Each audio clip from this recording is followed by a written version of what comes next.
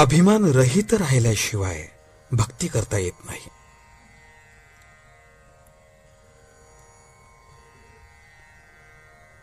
बाह्य जगाचे आघात आपल्यावर होतात, त्यामुळे आपली जी प्रतिक्रिया होते, मग ती सुखाची, दुःखाची, अभिमानाची, कामाची, लोभाची कसलीही असो, तिचे नाव वृत्ती. ही वृत्ती स्थिर ठेवणे हा खरा परमार्थ. परमात्म्याकडे वृत्ती वळवणे म्हणजेच भक्ती करणे होय. भगवंताच्या भक्तीने विषय बेमालूम नाहीसा होतो. भक्ती ही अत्यंत स्वाभाविक आहे. ती प्रत्येकाला हवीच असते, कारण भक्ती म्हणजे आवड, आणि कसल्या तरी आवडीशिवाय मनुष्यच सापडणार नाही.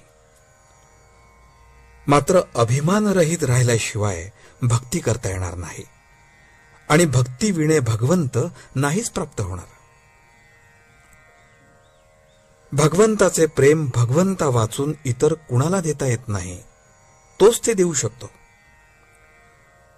भक्त आणि भगवंत हे दोन नाहीतच. म्हणून भगवंत हा जसा सर्व ठिकाणी आहे, तसा भक्तही सर्व ठिकाणी असतो.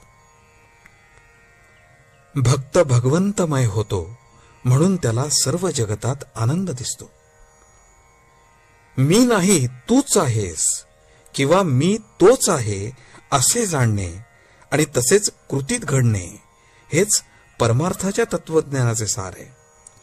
आणि हे साधायला भगवंताचे अनुसंधान हेच मुख्य साधन आहे.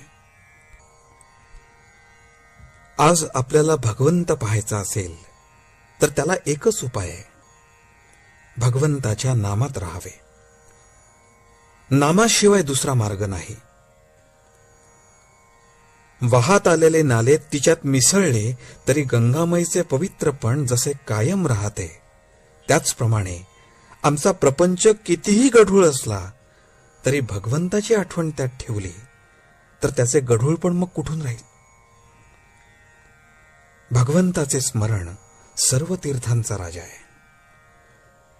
नामस्मरणाशिवाय दुसरा मार्ग नाही.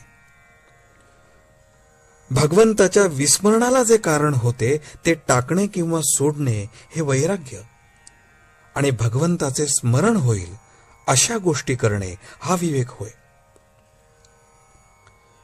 रामरायाचे अंतःकरण खरोखर कर्तव्याला जितके कठोर आहे, तितकेच भक्ताला ते अत्यंत कोवळे आहे.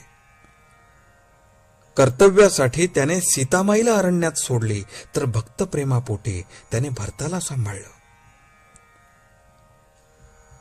माझे सांगणे जितके आचरणात आणाल तेवढेच कामाला येईल.